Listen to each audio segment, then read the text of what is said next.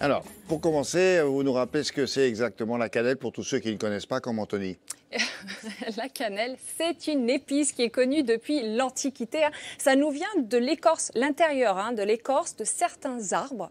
Et en fait, on utilise la totalité de l'arbre. Il faut savoir que, par exemple, avec les fleurs, on a... Alors, les fleurs ne sentent pas très bon, mais on a de très bonnes baies de cannelier qu'on utilise en alimentation. On en utilise aussi les racines dans certains remèdes, les feuilles.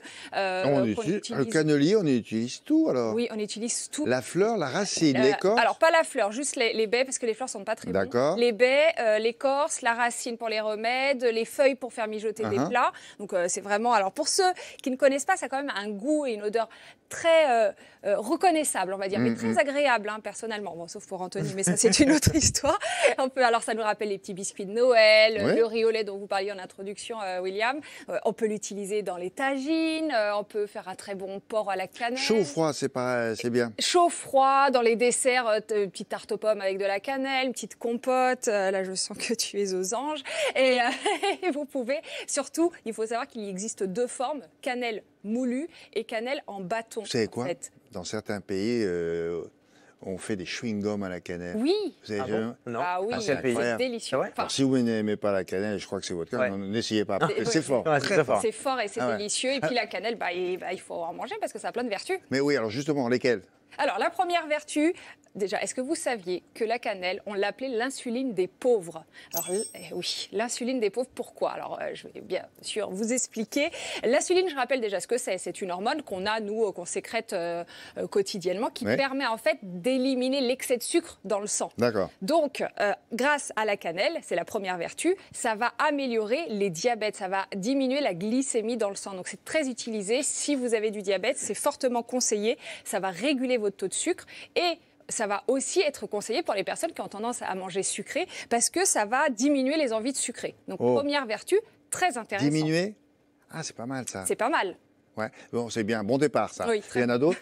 Il en manque 4. Alors, deuxième vertu anti-inflammatoire et antispasmodique. En d'autres termes, je vous le conseille, si vous avez tendance à avoir des règles douloureuses, ça va vous aider. Si vous avez des ballonnements, ça va aussi vous aider. Je précise quand même que c'est pas juste de la cannelle de temps en temps. Il faut en mettre tous les jours à chaque plat. Oui, en fait. Différents plats. Voilà, c'est votre salière, entre guillemets. Oui, c'est ça. Et c'est de la cannelle, mais c'est pas un sacrifice vu le goût. J'ai vu d'ailleurs, pour ceux qui prenaient des fruits tous les jours, par exemple au petit déjeuner, il disait de saupoudrer vos fruits. Une petite pomme avec de la cannelle. Ah bah oui, mais c'est délicieux. Pour ceux qui aiment la cannelle, encore une fois. Mais pourquoi j'ai l'impression qu'on l'utilise beaucoup plus l'hiver en fait? Ça, j'imagine parce que... Moi, ma mère, c'est le cas, par exemple. On l'utilise plus l'hiver parce que ça a une action contre les microbes. On sait qu'on a une angine, on prend un peu de cannelle, ça peut soulager. En fait, tout simplement, la cannelle, ça a été démontré, a une vertu anti-inflammatoire et ça stimule le système immunitaire. Donc, on l'utilise pour ça. Alors, la petite recette que je vous conseille, vous faites infuser un bâton de cannelle dans de l'eau chaude avec du miel et du citron. Les trois ensemble, c'est parfait, c'est curatif, préventif pour lutter contre les microbes. Ça fait 1, 2, 3. Quatrième. Allez, la petite quatrième, c'est très riche, très très riche en antioxydants.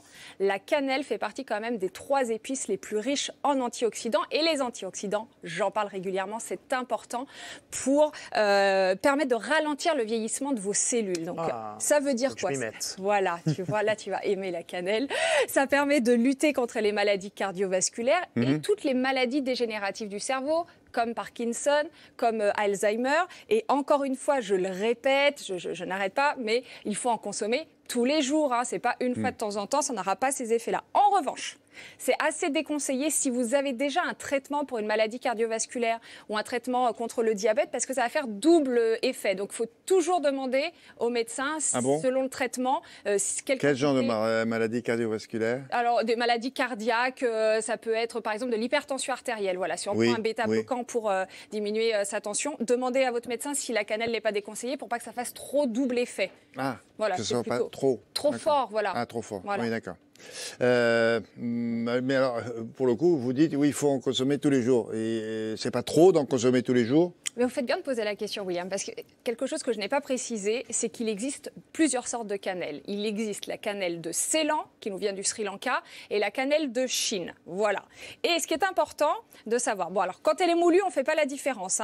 Faut vraiment regarder, là j'ai de la cannelle de Ceylan, il faut vraiment regarder que ça soit écrit Ceylan, et là on fait la différence. Mais il faut savoir que la cannelle de Chine, elle est toxique à haute dose pour le foie. Oh. Oui, alors elle est intéressante, mais si on en mange trop, comme je viens de vous dire, tous les jours, c'est pas celle que je vous recommande. Prenez celle de Ceylan. Et quand elle est en bâton, donc voilà, là j'en ai ici.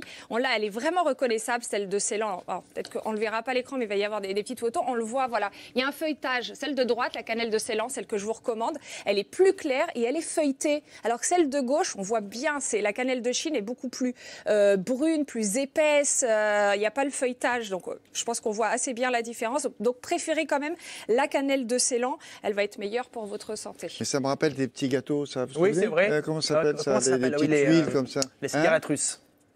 Ah, la forme ou l'odeur? Non, la forme, là, oui, petits. les cigarettes russes, oui, effectivement. Ah, c'est ça. D'accord. Une petite dernière, non? Oui, une petite dernière, excusez-moi. Je savourais. Tiens. Essaye de t'imprégner et non, ça d'aimer c'est pas trop fort, ça va. finalement. Pas trop fort. Non. Sous cette forme-là, ça va. Bon, alors je ne peux pas vous quitter sans vous citer que la cannelle est idéale pour la prévention des cancers. Et il y a même une étude américaine qui a révélé que ça réduisait la multiplication de certaines cellules cancéreuses dans le cas de la leucémie. Alors attention, je ne dis pas que ça guérit le cancer, mais en prévention, oui, je précise quand même, en prévention, c'est idéal. Vous voyez, c'est idéal pour plein de choses. Donc allez-y, tous les jours, un petit peu de cannelle. Merci, Sandra.